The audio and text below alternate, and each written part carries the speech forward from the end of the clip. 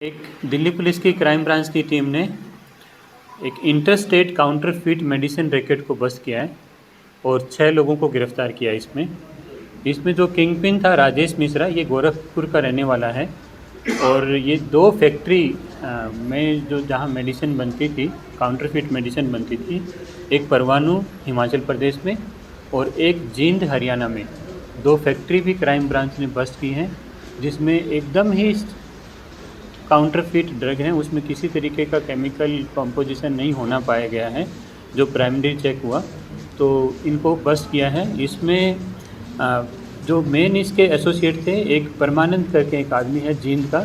जो अपने वहाँ पर एक मेडिकल फैक्ट्री और एक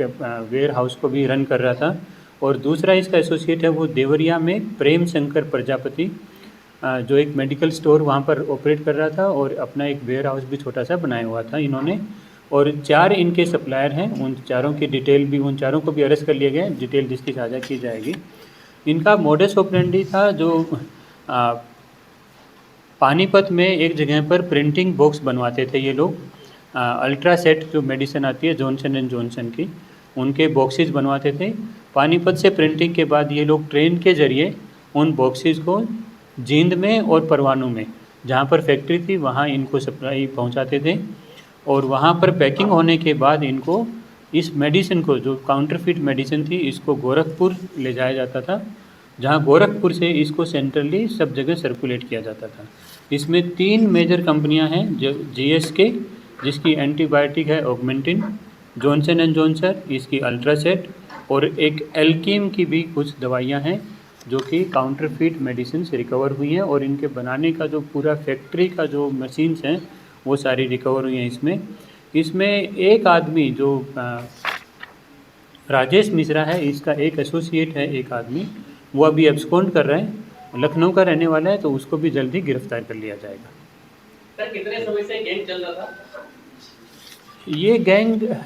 करीब अभी तो 1.5-2 साल से तो चल रहा था, लेकिन जैसे मैंने बताया कि राजेश मिश्रा है, ये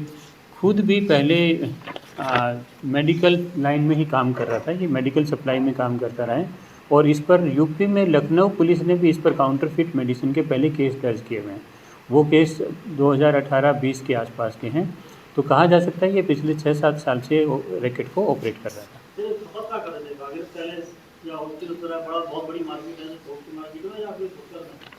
फुटकर में भी कर रहे थे, और जो आपने बताया ऑर्गेनाइज तरीके से भी ये लोग सेल कर रहे थे, क्योंकि सारे ही नामी कंपनियां हैं,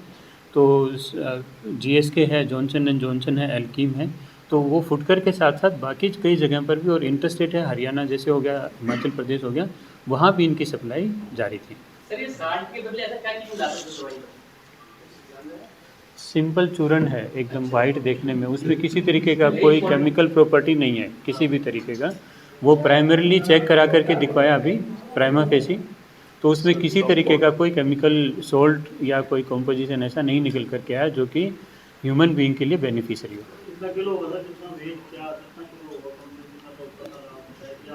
मशीन पूरी फैक्ट्री बस्ट हुई है, 2 फैक्ट्री ही बस्ट हुई हैं, एक जींद में थी और दूसरा परवाणू में थी, और कितना मेडिसिन बस्ट हुआ है वो डिटेल साहब आपको देंगे अभी। इसमें लगभग टैबलेट्स तो हमारी होंगी कम से कम 30,000 के ऊपर, क्लेवैम वाली, और टाइमोड्री प्लस है जिसकी